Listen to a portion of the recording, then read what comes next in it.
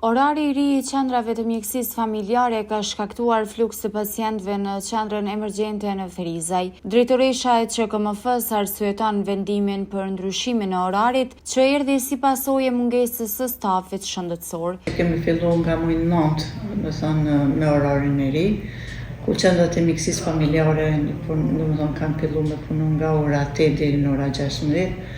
Ndërsa nga ora 16 është fjala për qendrat e mjekësisë familjare këtu në brenda qytet, ndërsa nga ora 16 vazhdon punën në qendrën emergjente primare.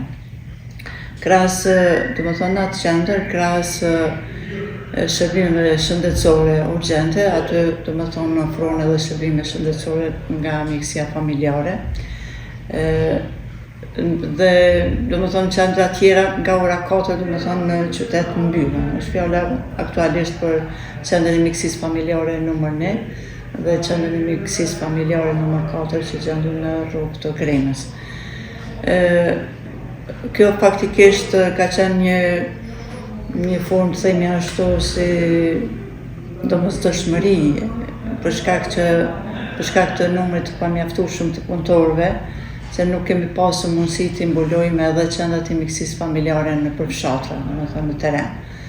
Edhe për këtë arsye ne jemi detyruar që ta bëjmë një orar të tillë, edhe pse ka qenë si propozim edhe nga Ministria e Shëndetësisë që në nivel vendi të bëhet një orar unik. Të punohet mjekësia familjare nga ora 8 deri në ora 16, pastaj për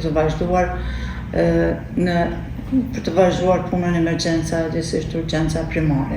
Ymeri konfirmoi se këto ndryshime kanë krijuar fluks dhe pritje në marrje të shërbimeve, por sipas saj nuk është situate e papërballueshme. Kur kemi filluar dhe para se me filluar me punën me këtë orar, jemi munduar nëpërmes faqeve zyrtare të qendrës kryesore mjekësisë familjare dhe të komunës që të informojmë qytetarët paraprakisht për orarin e ri, me qëllim që të gjitha rastet jo emergjente të vinë paradite, nga ora 8 deri në ora 16. Mirë po, për fat keq, ka vazhduar edhe fluksi pacientave dhe pas orës 16, po jo edhe aq, nuk ka qenë edhe shumë i rritur, për arsye se një pjesë e qytetarëve e kanë marrë informatë dhe kanë ardhur gjatë ndërrimeve paradites.